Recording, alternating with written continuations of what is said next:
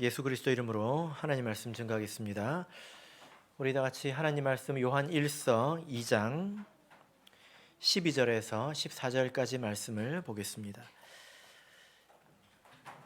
요한 1서 2장 12절에서 14절까지 말씀을 우리 같이 읽도록 하겠습니다. 12절 시작.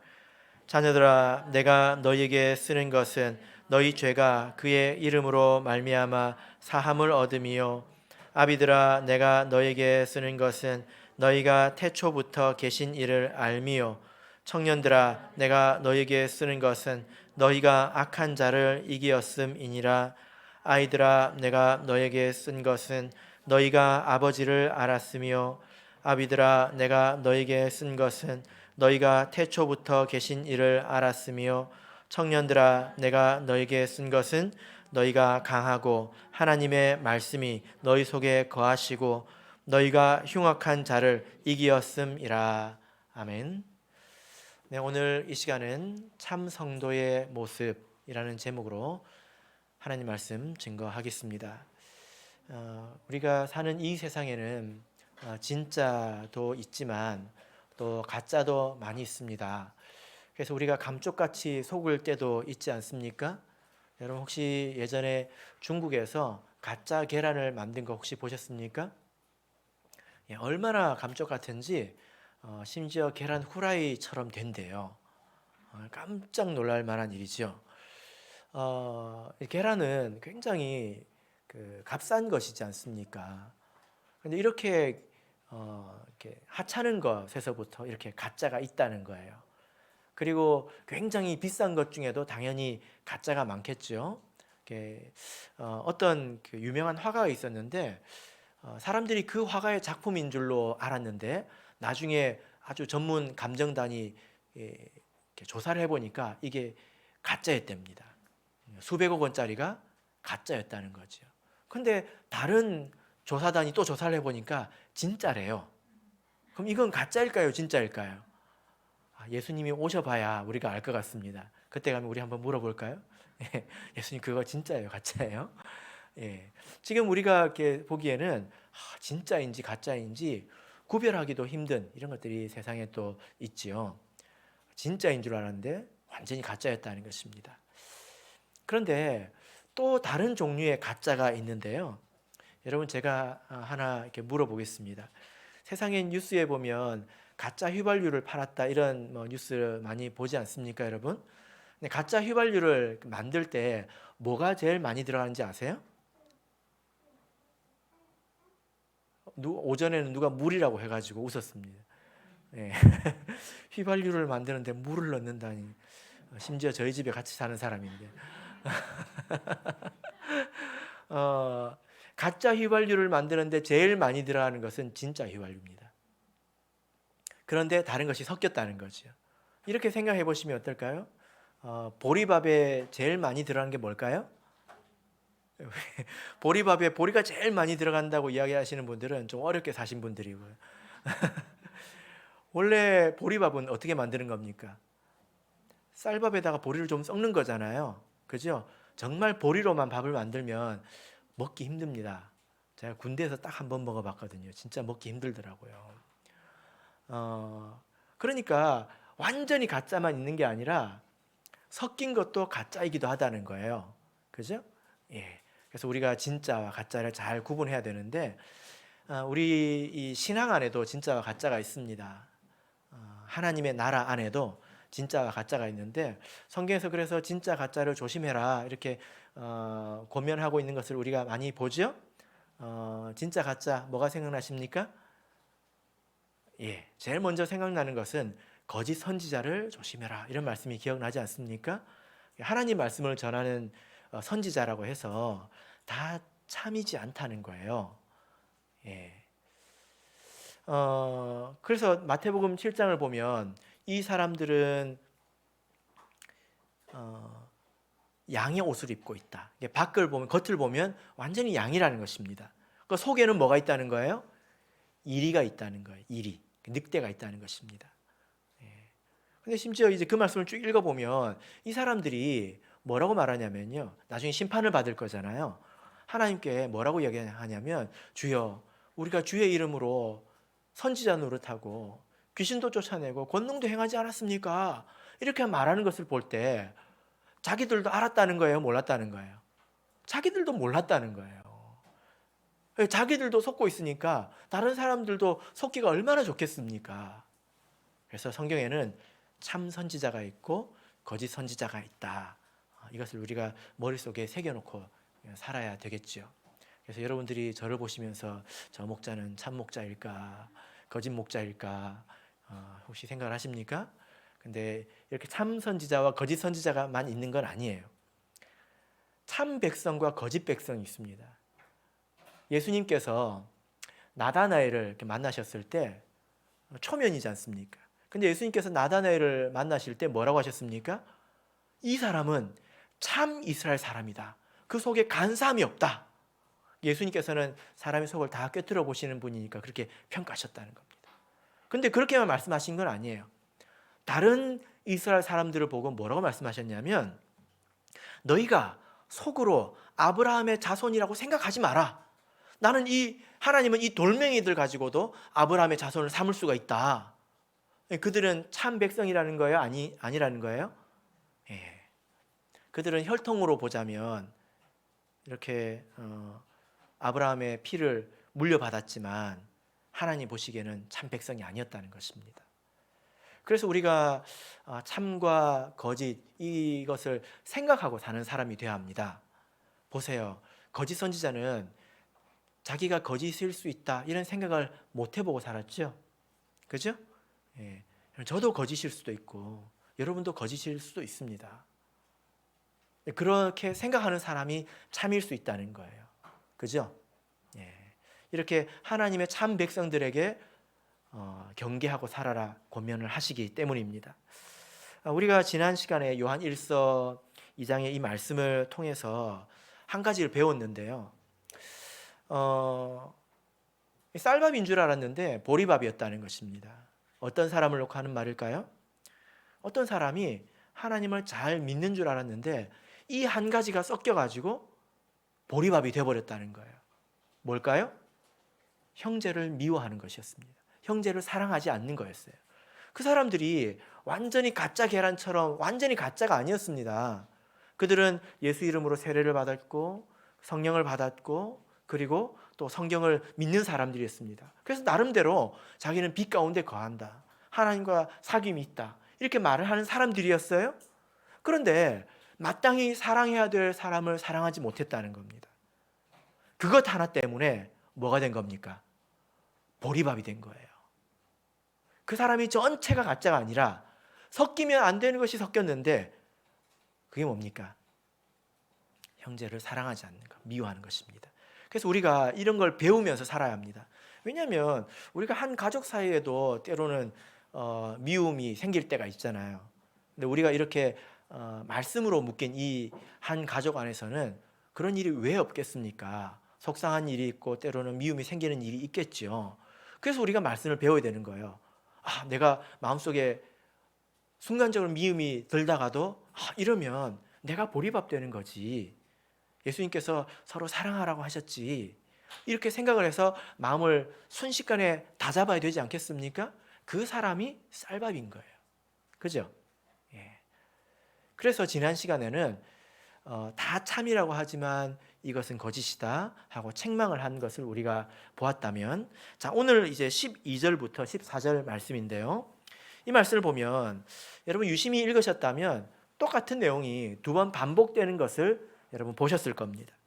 12절, 13절이 한 덩어리고요. 14절이 한 덩어리인데 누군가를 부르고 있죠. 그죠?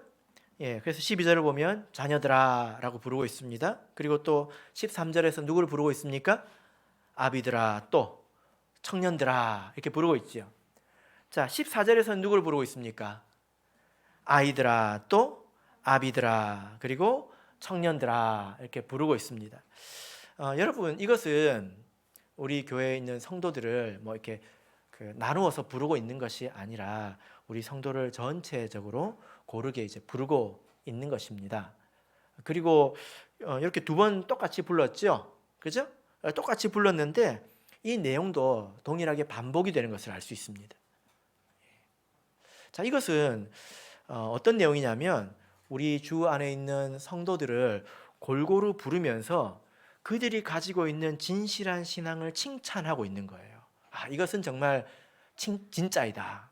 이것은 정말 참이다 하고 칭찬하고 계신 것인데, 우리가 이것을 통해서 우리가 참 백성으로서, 우리 하나님의 참 성도로서 우리가 어떤 모습을 가져야 될 것인가, 우리 같이 생각을 해보도록 하겠습니다. 자, 우리 12절 말씀을 다시 읽어보겠습니다. 12절 읽겠습니다. 시작. 자녀들아, 내가 너에게 쓰는 것은 너희 죄가 그의 이름으로 말미암아 사함을 얻음이요. 예. 자, 여기서 처음 누구를 부르고 있습니까? 자녀들아. 그럼 누가 대답해야 돼요? 자녀들아, 자녀들 하면 누가 대답해야 됩니까? 예. 여기서 사실 다 부르고 있는 거예요. 근데 이렇게 부른 것은 뭐냐면, 원래 자녀라고 하는 것은 어린 아이들, 가장 연약하고 작은 사람들을 말하지 않습니까? 이렇게 부르고 하신 말씀은 뭐냐면은, 아무리 어리다 하더라도 하나님의 참 백성은 이것을 기본적으로 가지고 있어야 된다는 거예요. 그러니까 이것이 모든 참 백성 신앙의 기초라는 것입니다. 가장 기초적인 부분이라는 겁니다. 그것을 뭐라고 말하고 있습니까? 가장 기초가 무엇이죠? 그의 이름으로 말미암아 사함을 얻음이요. 이건 죄에 관한 문제를 말하죠. 여러분, 우리가 어떻게 죄 사함을 얻습니까? 예수 그리스도 이름으로 세례를 받아서 죄 사함을 얻죠. 그죠? 예. 자, 그런데 14절에서는 똑같은 말을 다르게 표현하고 있습니다. 왜 똑같은 말을 다르게 표현하고 있는지 여러분들이 한번 생각을 해보세요. 자, 14절 아이들아, 이 부분만 읽겠습니다. 시작. 아이들아, 내가 너에게 쓴 것은 너희가 아버지를 알았으며. 예. 자, 여러분, 여기서는 뭐라고 말하고 있습니까? 너희가 아버지를 알았다. 예. 처음에는 뭐라고 말했죠? 그의 이름으로 죄사함을 얻었다. 그리고 두 번째는 너희가 아버지를 알았다. 이 말은 같은 말이에요. 예, 그냥 그런 줄 아세요. 이거 왜 같은 말일까요? 예. 여러분, 우리가 세례를 통해서 죄사함을 얻죠. 그런데 이 세례라고 하는 것은 그냥 물속에 들어갔다가 나오는 것이지 않습니까? 그래서 우리가 아무런 감정 없이 우리가 이것을 생각한다면, 어떤 사람은 뭐 믿져야 본전인데 물속에 한번 들어갔다 오는 거 뭐가 어려워요? 크게 어려운 거 아니잖아요. 그죠? 그냥 그런 어떤 통과 의례, 그리고 아주 무미건조한 어떤 예식이라고 생각할 수 있습니다. 그런데 우리가 어떻게 세례가 우리에게 죄사함을 가져오는지에 대해서 우리가 생각을 해본다면, 여기에는 아버지의 사랑이 있다는 거예요. 예수님께서 오시지 않았습니까? 그죠?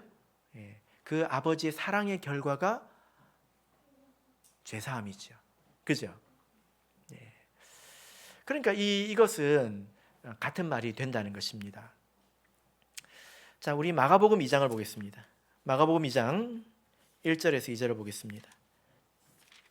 마가복음 2장 1절에서 2절. 마가복음 2장 1절에서 2절.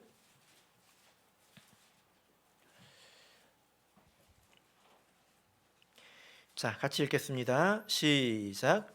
수일 후에 예수께서 다시 가버나움에 들어가시니 집에 계신 소문이 들린지라 많은 사람이 모여서 문 앞에라도 용신할 수 없게 되었는데, 예수께서 저희에게 도를 말씀하시더니. 예.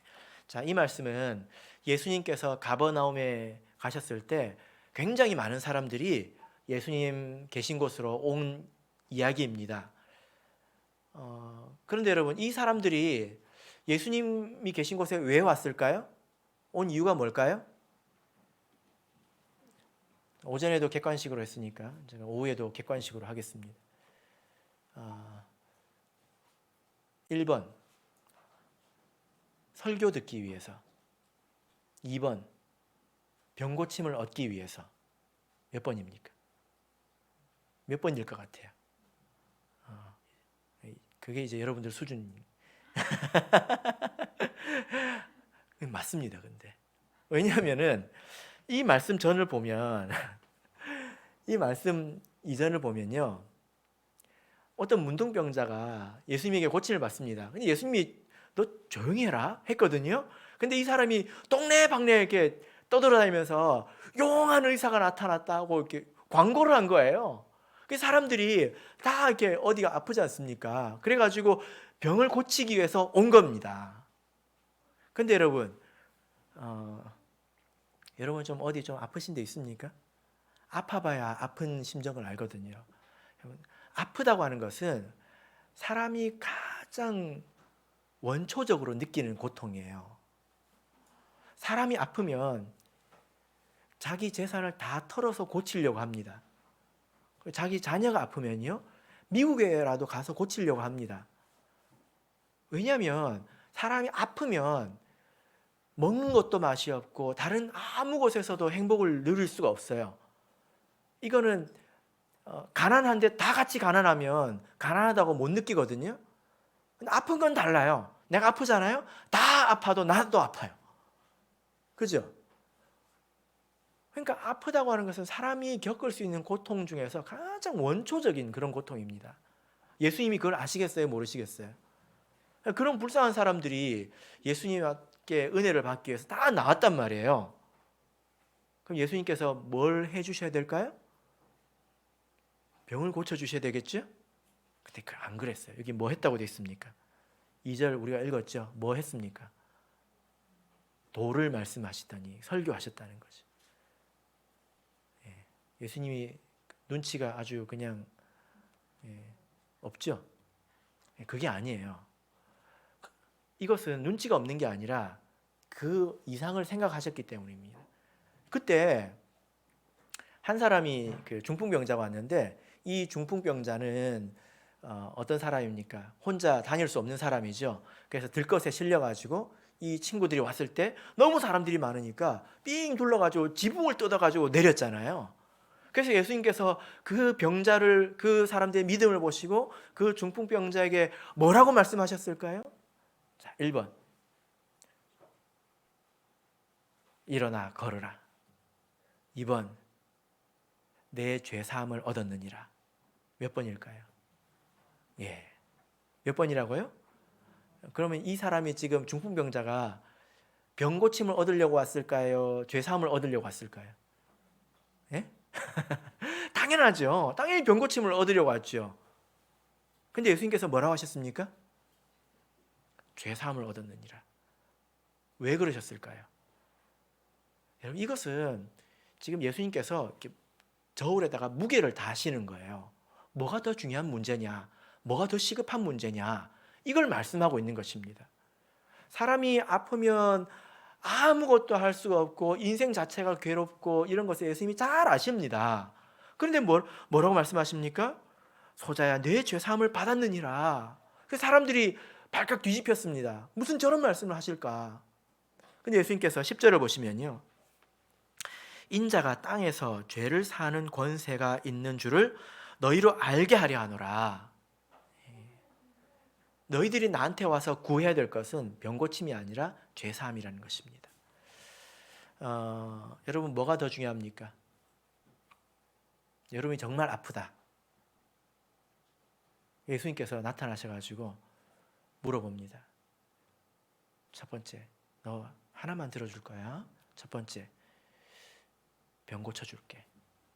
두 번째, 죄 용서해줄게. 하면 여러분들은 1번 하실 것 같아요? 2번 하실 것 같아요? 네?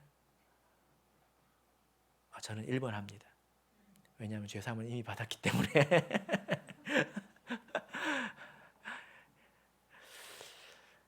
여러분, 병이라고 하는 것은 사람을 아프게 하는 것이죠. 그 결과는 무엇입니까? 죽습니다. 그죠?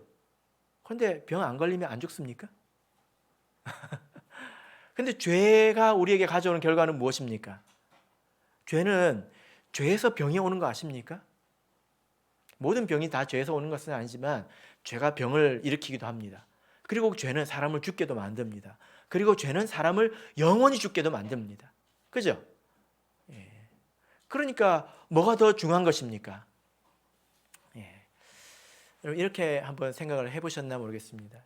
참 신자는요, 이런 생각을 하고 사는 사람이 참 신자예요. 마음의 중심에 이런 생각이 있어야 돼요. 여러분들이 차를 타고 쭉 이제 길을 가실 때 간혹 가다 보면 그 아주 그 비싼 차가 지나가잖아요. 제가 어제 천안에서 오면서 처음 본 차를 봤거든요. 근데 너무 비싸게 생긴 거예요. 진짜로 너무 비싸게 생긴 거예요. 심지어 번호가 8888이었습니다. 제가 어떤 생각이 들었냐면 저 사람은 돈이 너무 많아서 저 번호도 샀을 것 같아. 왜냐하면 그 사람이 혹시 중국 사람은 아닐까 이런 생각을 해봤는데 중국 사람들이 팔을 좋아하잖아요. 예. 왜 좋아하는지 아십니까? 팔이라는 중국어 발음이 발전하다 할 때 발하고 발음이 똑같아요. 이게 발전한다 발전한다 이런 미신이 있어가지고 중국 사람들은 팔을 좋아합니다. 그래서 중국 사람들이 어떤 차를 좋아하는지 아십니까? 아우디를 좋아해요. 동그라미가 많잖아요. 예. 그래가지고 제가 점점 속도를 늦춰가지고 저 뒤로 물러났습니다. 누가 타고 있는지 궁금했는데 제가 가까이 가서 못 봤습니다. 근데 간혹 가다 보면 뚜껑이 없는 차들이 지나가죠. 좀 유식한 말로 오픈카라고 하는데, 예. 가끔 가다 보면 새파란 젊은 친구가 거기 타가지고 있습니다. 그럼 어떤 생각이 듭니까? 저거 틀림없이 지가 산 거 아닐 것 같은데 이런 생각이 들죠. 그 20대 막 초반 이런 나이에 어디서 돈이 나서 그런 차를 샀겠습니까? 그럼 어떤 생각이 들어요? 솔직히 까놓고 말해서 갑자기 막 부러워지잖아요. 네? 그때 하나님께서 딱 나타나셔가지고 순간 정지, 일시 멈춤 버튼을 딱 누르시고 하나님이 나타나셔가지고 여러분에게 물어보십니다. 바꿔줄까? 네? 그 사람은 하나님을 모르는 사람이에요. 근데 도대체 뭘 물고 입에서 태어났는지 그 나이에 외제차, 아주 비싼 차를 몰고 있습니다. 하나님께서 바꿔줄까? 하면 여러분 바꾸실래요? 네? 조금 땡깁니까? 지금 차에 만족하십니까? 우리가 살면서 이런 생각을 하면서 살아야 된다는 거예요. 우리가 가지고 있는 것은 그 사람들이 가진 것과는 비교할 수 없는 것입니다. 그런 것이 있다 하더라도 우리가 영원히 사는 게 아니잖아요. 그죠? 예. 그러나 반대로 우리가 하나님 앞에 죄사함 받은 것을 가볍게 여긴다면 자그마한 그 유혹이 오고 어려움이 올 때마다 그런 신분을 내려놓고 그런다면 기초가 없는 거죠. 이번에 제가 그 학생부 영은의 그 소감문을 제가 읽어봤는데요. 이제 중학생들 거를 보면서 여러분들도 한번 읽어보셔야 돼요. 제가 읽어보면서 어떤 생각을 했냐면 중학생이라고 하면 되게 어리지 않습니까? 그런데 거기서 이런 이야기를 했더라고요. 아이들이 하더라고요. 자기가 하나님 안에 있는 것이 참 복이다. 세상에서 친구들하고 지내보면서 그 세상에 있는 친구들로부터 전해지는 것과 하나님 안에서 전해지는 것이 참으로 다르구나. 그리고 내가 이렇게 하나님의 백성이 되어서 이렇게 말씀을 듣고 배울 수 있는 것에 감사하다. 이런 고백을 중학생들이 합니다. 근데 이것은 나이가 든다고 해서 하는 건 아니에요. 그죠? 그래서 우리가 나이가 들었다 하더라도 내가 하나님의 이런 큰 은혜를 받았다. 우리가 도리어 그 옆에 비싼 그 오픈카가 지나간다면 뭐라고 말해야 됩니까? 내 옆에 지나가는 걸 영광으로 알아라. 이렇게 생각할 줄 알아야 되지 않겠습니까? 그죠? 어린아이들도 그렇게 생각한다는 거예요. 제가 최근에 이제 세례식 영상을 봤는데요. 세례식을 우리가 이렇게 하다 보면 우리 참예수교 성도는 세례식을 참 귀중하게 생각한다는 것을 우리가 이렇게 느낄 수 있죠. 그죠? 예. 뭐 목사님하고 그 사람만 가면 죄 사함 못 받습니까? 옆에서 누가 노래 불러줘야 됩니까? 아니잖아요. 근데 동북교회 그걸 봐도 한 사람이 세례를 받는데 많이 가셨더라고요. 그것은 그래야 되는 게 아니라 그걸 기뻐하기 때문에 그렇게 가는 것 아니겠습니까? 세례를 베풀다 보면 참 이렇게 묘한 것들을 많이 느끼는데 어떤 경우에는 이렇게 물속에 이렇게 잘 못 들어가는 분들이 있어요. 물이 무섭고 허리가 뻣뻣해가지고 못 들어가는 분이 계신데 이런 분도 있습니다. 물속에 들어가가지고 안 나오는 분들이 있어요. 네. 그래서 이렇게 보통 그 젊은 청년들 같은 경우는 자연스럽게 이렇게 손만 대도 자연스럽게 들어갔다가 손을 떼면 자연스럽게 올라오거든요. 손을 대서 쭉 들어갔는데 손을 뗐는데 안 나오더라고요. 그래서 제가 끄집어 올렸습니다. 나중에 물어봤어요. 왜 안 나왔냐고 물어봤더니 뭐라고 대답했을 것 같아요? 내가 죄가 많아가지고 좀 푹 좀 씻고 나오려고 그랬다. 예. 여러분들 좀 후회가 되십니까? 네, 그때 좀 더 들어갔다 나왔어야 되는데 어떻게 좀 더 다시 안 되나? 물론 그런다고 해서 제가 더 많이 씻고 그런 건 아니겠죠. 그죠? 근데 그것을 귀하게 생각하고 그것을 굉장히 소중하게 생각하는 마음이 참 기특하지 않습니까? 하나님 보시기에도 그렇다는 거예요. 자, 이번에 그 동북교회 세례식 영상을 이렇게 보는데 여러분들도 한번 들어가서 뭐 찾아보십시오. 뭐 이렇게만 이야기해도 다 돌더라고요. 제가 이렇게 보면서 어떤 그 젊은 학생이 세례를 받는데 올림픽 금메달 딴 줄 알았습니다. 보신 분 계신가요? 예, 금메달 딴 줄 알았어요. 너무 웃겨가지고 제가 한참 웃었습니다. 근데 제가 그 사연을 알거든요.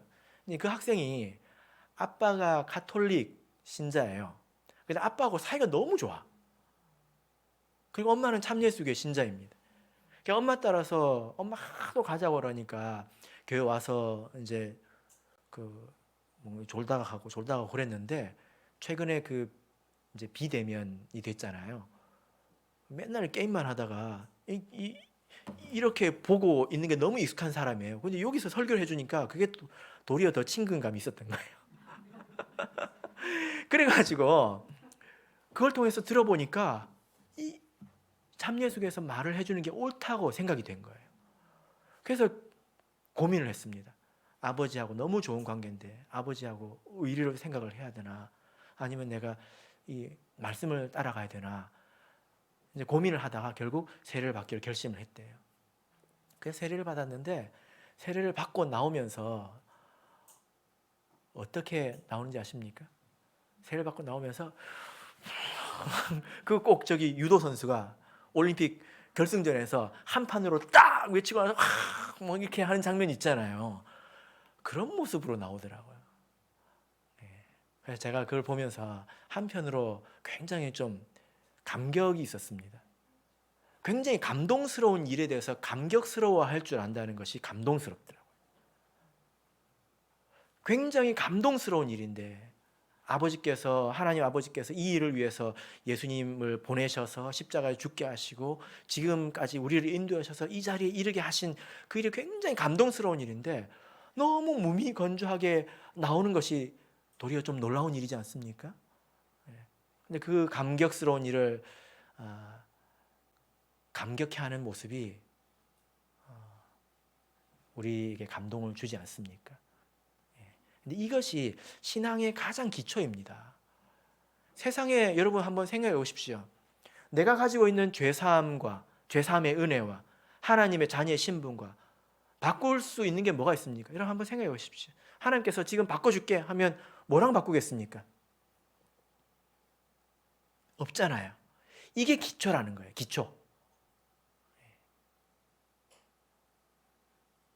그래서 우리가 살아가면서 이 하나님의 자녀의 신분만큼은 절대로 내가 놓지 않으리라 이런 결심이 우리 마음 가운데 있어야 합니다.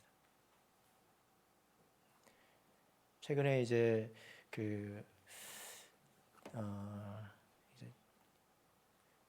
어떤 교회 아이가 시윤이하고 이렇게 친구인데요. 엄마랑 이야기한 이야기를 제가 전해드렸습니다.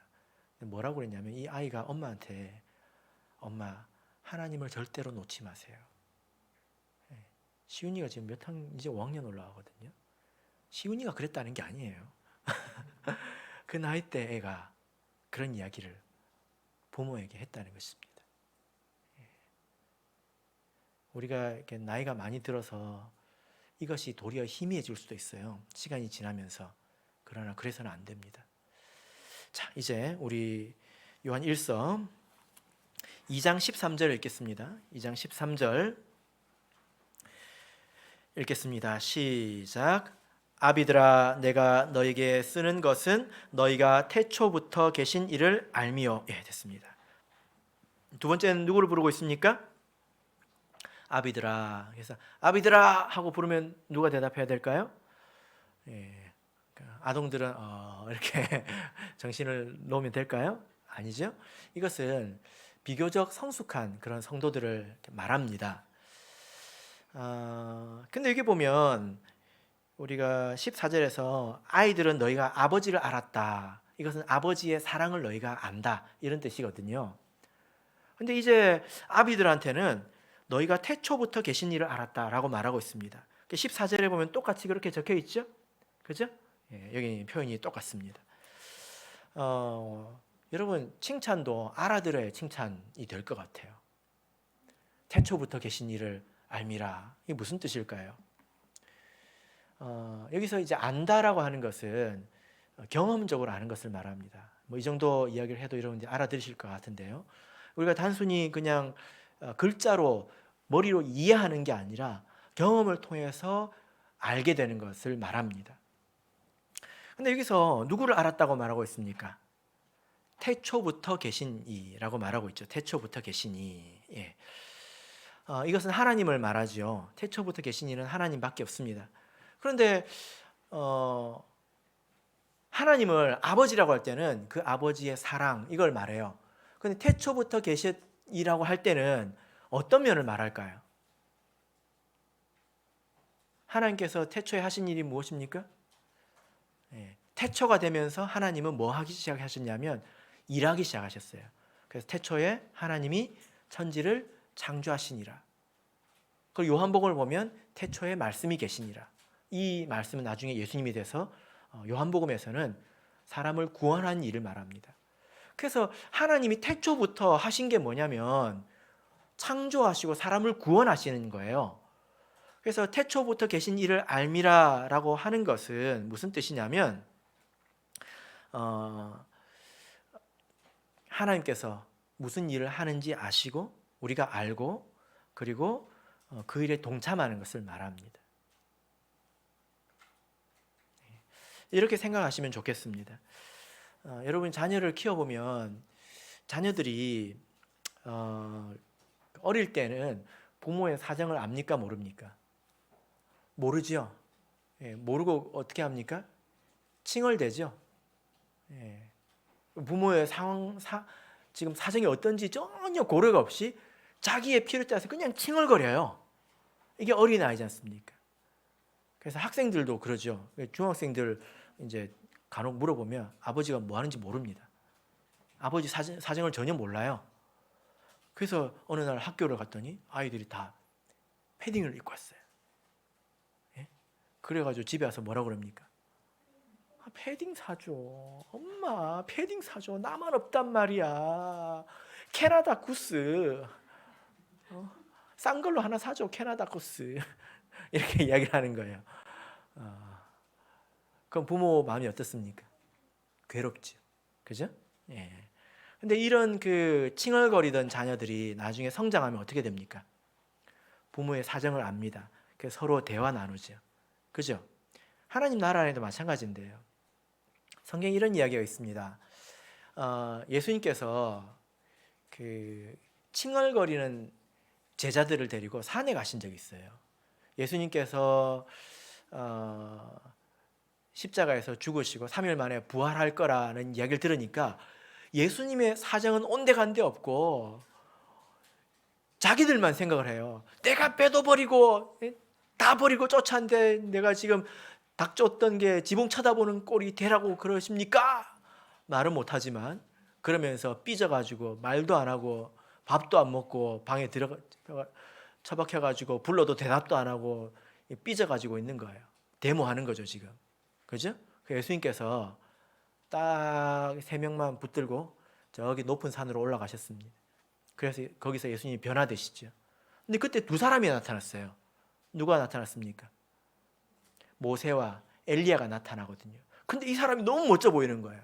예수님이 정말 그 빛나는 옷을 입고 있는데 이 2사람도 빛나는 옷을 입고 있는 거예요. 영광 중에서. 그러면 그 예수님과 모세와 엘리야 사이의 일을 베드로가 딱 봤는데 뭐 하고 있었을까요?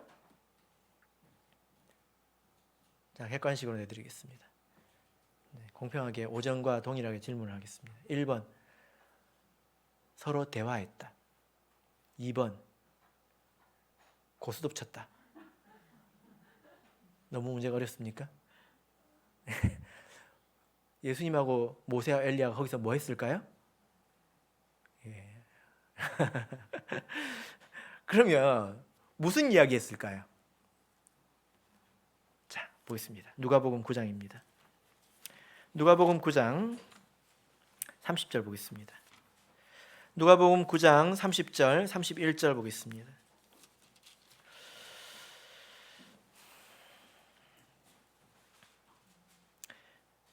누가복음 9장 30절, 31절 같이 읽겠습니다. 시작. 문득 2사람이 예수와 함께 말하니 이는 모세와 엘리야라. 영광 중에 나타나서 장차 예수께서 예루살렘에서 별세하실 것을 말씀할세. 예. 자, 이 2사람은 아주 성숙한 그런 사람을 말하는데 뭐 하고 있습니까? 베드로한테 해줬던 이야기 똑같이 하고 있는 거예요. 얘들아, 나 이제 죽어야 돼. 근데 이 칭얼거리는 제자들은 그걸 듣고 삐져가지고 엿새 동안 밥도 안 먹고 그랬단 말이에요. 근데 모세와 엘리야는 그걸 가지고 예수님과 대화하지 않습니까? 이것은 사람을 구원하는 그 일에 있어서 가장 핵심적인 일이잖아요. 그죠? 예. 여기서 너무 대비가 되는 거예요. 자기만 알고 삐져가지고 있는 이 베드로 포함 3사람과 그리고 하나님의 사정을 알고 하나님의 일을 알고 그것을 가지고 예수님과 서로 이야기 나누고 있는, 예수님이 그 사람들한테 이야기한 게 아니에요. 원문을 보면 함께 말하니라고 되어 있죠. 단어가 함께 말하니 이렇게 되어 있는데 원문은 한 단어예요. 함께 말하니 이렇게 읽으면 안 돼요. 함께 말하니 이렇게 읽어야 돼. 같이 대화하고 있는 겁니다. 동등한 선상에서. 그러니까 여러분, 우리가 하나님의 백성으로서 자기만 알지 않고 이제 하나님의 사정을 알아서 하나님께서 하시고자 하는 일을 가지고 내가 내일처럼 고민하고 생각하고 그것을 위해서 애쓰는 사람이라면 그 사람은 이미 모세와 엘리야처럼 빛나는 사람이라는 거예요. 하나님 보시기에. 그 이야기를 해주는 것입니다. 그래서 교회도 이렇게 여러 부류의 사람이 있겠죠. 이제 신앙이 어린 사람은 이제 자기 생각만 하고 또 자기의 구원만 생각하면서 살 것입니다. 근데 성숙한 사람들은 그렇지 않지요? 하나님의 생각을 가지고 있을 겁니다. 내가 어떻게 저 사람의 마음속에 하나님을 그려 넣을까? 어떻게 이 교회가 하나님의 뜻대로 성장할 수 있을까? 또 코로나로 인해서 요즘에 성도들의 믿음이 식어가고 있을 텐데 그때 어떻게 그 사람들을 이렇게 세울 수 있을까? 그렇게 기도하고 그것을 위해서 생각하고 서로 힘을 쓰는 사람이 바로 이 모세와 엘리야 같은 사람이라는 것입니다. 이번에 그 학생부 영어회가 있었는데요. 줌으로 했습니다. 제가 이제 소감문을 보면서 여러 가지 것을 느꼈는데요. 학생들이 대부분 영어회를 참석하기를 원합니다. 오랜만에 친구도 만나고 또 즐겁지 않습니까? 근데 영은회가 이제 취소됐다는 이야기를 듣고 굉장히 이렇게 실망을 했어요. 이게 첫 번째 반응이에요. 그리고 이제 나서 실망을 했는데 온라인으로 한다는 이야기를 듣고 어떤 생각을 했을까요? 전부 이게 될까? 이렇게 생각을 한 거예요. 왜냐하면 자기도 학교에서 줌으로 수업을 해보니까 학교 수업보다 훨씬 더 이렇게 힘들잖아요. 그 방에서 계속 책상에 앉아가지고 있다가 기도하고 잠깐 나와서 밥 먹고 빨리 들어가야 되고 이게 될까? 이게 두려움이 많았던 것입니다. 그 나중에 결과가 뭐였을까요? 굉장히 유익했다는 거예요. 왜 이렇게 됐는지 아십니까? 우리 그 영은회를 운영하는 선생님들이 굉장히 애를 많이 썼어요. 제가 천안에 있는 대학부들 이렇게 보니까 줌을 통해서 하는 게임 이런 것들도 개발을 하고 또 이런 걸 찾아가지고 어떻게 하여튼 재밌게 지루하지 않게 해보려고 미리 자기들끼리 누가 선생이 되고 나머지는 학생이 되고 이렇게 해보는 거예요. 계속. 원래 그거는 하나님의 고민이거든요. 그죠? 근데 그걸 누가 한 겁니까? 그런 일꾼들이 한 것입니다. 그런 일꾼들 덕분에 이런 어려운 때 학생들이 믿음이 식어질 수 있지만 도리어 믿음을 세워가는 그런 역사가 이루어지지 않았습니까? 이것이 하나님께서 보실 때는 그 사람들이 빛나는 사람이라는 거예요. 걱정을 하고 있지 않습니까? 이런 시기에 아이들이 어떻게 믿음을 잘 지킬까? 아이들이 그 화면을 보고 말씀 제대로 들을까? 어떻게 그걸 제대로 듣게 할까? 그런 사람들은 반드시 그런 일 가운데서 일하시는 하나님을 만나게 되는데요. 그런 고민이 내 고민이 될 때 우리는 또 다른 하나님을 만나게 됩니다. 여러분들도 느끼시지 않습니까? 내가 어렸을 때 빨아먹기만 했던 그런 부모와 내가 커서 부모와 대할 때 다른 사람처럼 느껴지기도 하잖아요. 부모가 나를 다르게 대해주지 않습니까? 그죠? 그런 것처럼 다른 하나님을 만나게 됩니다. 이것이 신앙의 성숙이라는 거죠. 자, 이제 마지막으로 청년들아 우리 읽어보겠습니다. 자, 요한 2장 13절 청년들아 보이십니까? 자, 읽어보겠습니다. 요한 2장 13절 청년들아 읽겠습니다. 시작.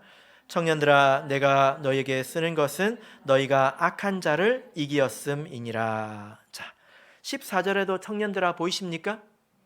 자, 같이 읽어보겠습니다. 청년들아 시작. 청년들아 내가 너에게 쓴 것은 너희가 강하고 하나님의 말씀이 너희 속에 거하시고 너희가 흉악한 자를 이기었음이라. 예.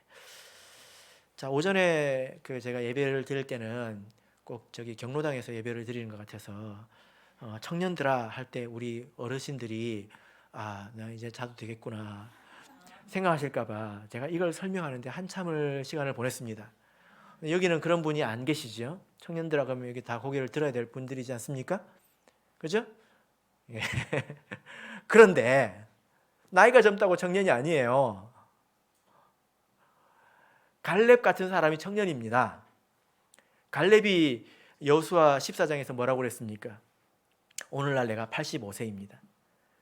근데 40년 전과 지금이 일반입니다. 근데 여러분 85세 된 분이 40년 전하고 같을 것 같아요? 다를 것 같아요? 이거는 육체를 말하는 게 아니라 마음을 말하는 거예요. 하나님 앞에서 마음이 여전하다는 것입니다. 그래서 아무리 이렇게 젊고 힘이 넘쳐도 하나님 안에서 노인네가 되면 안 되겠죠?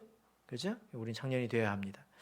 자, 이 청년들에게 청년들을 통해서 우리가 참 성도의 모습을 가르쳐주고 있는데 그게 무엇입니까?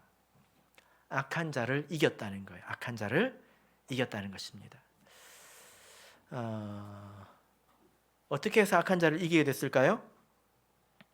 자, 14절을 보시면 하나님 말씀이 너희 속에 거하시고, 이것은 항상 있다는 거죠. 말씀이 말씀의 물결이 항상 흐르고 있으니까 그 사람이 강해지고 그리고 결국에는 악한 자를 이기게 되었다라는 것 아닙니까? 그죠? 예. 여러분, 이기는 것은 굉장히 중요합니다. 그래서 이 12절부터 14절까지의 말씀 가운데서 처음에는 그의 이름으로 죄 사함을 얻었다라고 하지만 결국에는 이겼다로 끝나고 있습니다. 그래서 우리도 마지막에는 이겼다로 끝나야 되는 거예요. 그럼 뭐가 이기는 것일까? 우리가 뭐 승리하십시오, 뭐 승리합시다, 뭐 이런 말을 쓰기도 하는데요. 이겼다는 게 무슨 뜻일까요? 이 말을 이렇게 찾아보면 악한 자를 이겼다고 하면 이제 마귀가 찾아오면 예수 이름으로 사탄아 물러가라 이렇게 쫓아내고 막 머리 끄댕이 잡고 막 잡아뜨리고 그런 게 아니에요. 이 단어를 우리가 찾아보면요, 성경에 28번 나옵니다. 근데 재밌는 것은 28번 중에 3번을 빼고 25번은 요한 사도가 썼다는 거예요. 요한 사도의 트레이드 마크라는 거예요. 이겼다라는 이 표현이. 예. 목자님들도 좀 그런 게 있잖아요. 그래서 어떤 목자님들은 특별히 좀 많이 쓰이는 그런 표현들이 있죠. 그래요, 안 그래요? 예. 그래서 좀 관심을 가지시고 들어보시면 그래요, 안 그래요? 많이 하시는 분이 한 달에 한 번씩 여기 오실 겁니다. 예. 제가 많이 놀렸거든요. 좀 조심하시는 것 같더라고요.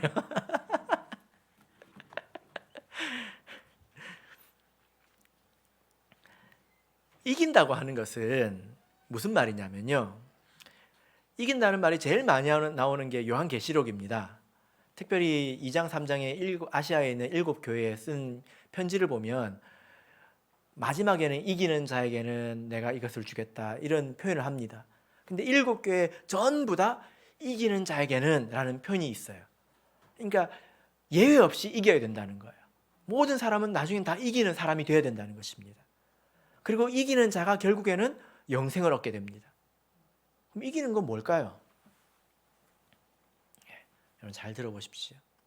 이긴다고 하는 것은 마귀를 잡아뜨리는 게 아니에요. 내가 넘어지지 않는 것입니다. 우리가 살아가면서 우리에게 유혹이 오죠. 그죠? 돈을 많이 벌고 싶은 유혹, 또 좀 더 재미있게 나게 살고 싶은 유혹, 이런 유혹이 옵니다. 그리고 유혹만 오는 게 아니라 어려움도 오죠. 아프기도 하고 또 어떤 문제가 생기기도 하고 사람들과의 관계에 문제가 생기기도 하고 그런 갑작스러운 어려움이 우리에게 찾아옵니다. 그런 것이 올 때 우리가 넘어지지 않는 것, 이게 이기는 거예요. 넘어지면 그게 지는 거예요. 이것들은 다 이렇게 마귀가 하는 일들인데요. 유혹하고 우리를 넘어뜨리려고 하는 것들은 다 마귀가 하는 일들인데 왜 그러는지 아십니까? 이걸 생각해 볼 필요가 있어요. 왜냐면요, 마귀가 제일 싫어하는 거는 여러분들이 천국 가는 걸 제일 싫어해요. 그래서 마귀는 여러분들을 지옥에만 가게 할 수 있다면 모든 일을 다 할 겁니다. 근데 문제는 그렇게 못한다는 거예요.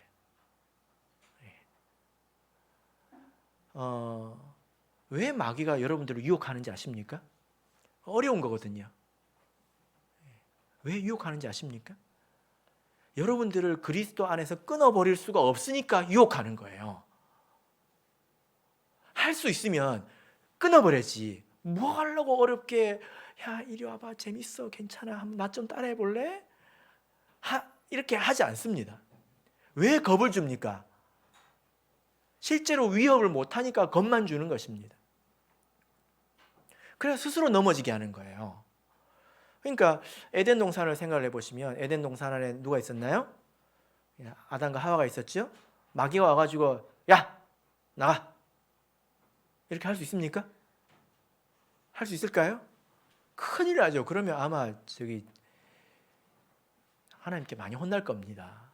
절대로 그럴 수가 없습니다. 그죠? 근데 그렇게 못하니까 뭐 한 거예요? 유혹한 거예요. 그래서 마귀가 우리를 넘어뜨리는 것이 아니라 우리가 넘어지도록 유혹하는 것. 너무 스스로 걱정을 많이 하게 해서 너무 스스로 욕심을 많이 부리게 해서 그걸 자극해가지고 스스로 넘어지게 만드는 거예요. 우리에게는 예수 그리스도의 보혈이 있기 때문에 마귀가 우리를 끊을 수 없다는 것입니다. 그래서 우리 사랑하는 성도 여러분, 우리 인생에는 반드시 유혹과 어려움이 있습니다. 지금 없다고 해서 없는 게 아니라 틈틈이 찾아옵니다. 때때로 찾아옵니다. 무엇이 이기는 거라고요? 그때 넘어지지 않는 것이 이기는 것입니다. 그런 사람이 영생을 얻게 됩니다. 말씀의 결론 맺겠습니다. 우리가 다 연약한 데서 시작하죠. 그죠? 근데 우리가 그때부터 기초를 쌓고 올라가면 됩니다. 기초가 가장 중요하죠. 그것이 무엇입니까? 나의 지금 신분에 대해서 자랑스럽게 생각하는 거예요. 그죠? 어디 가서 사인 받고 그러지 마세요. 문재인 대통령 오면 사인 받지 마세요. 사인 해주세요. 왜냐하면 여러분들이 훨씬 더 귀한 걸 가지고 있으니까. 그죠? 그리고 자기만 아는 데서 맨날 자기 인생만 챙기느라 그냥 인생 허비하지 마세요. 성숙해야 합니다. 그래서 하나님의 나라를 생각하는 거죠. 그러다가 우리는 마지막에 어디에 이르러야 합니까? 이기는 자리에 있어야 된다는 것입니다. 이것은 넘어지지 않는 거죠. 바라옵기는 우리 모든 성도님들이 이렇게 항상 하나님을 기쁘시게 하는 참 성도가 되시기를 예수 그리스도 이름으로 축복합니다. 우리 다 같이 찬송하겠습니다. 210장 찬양하겠습니다.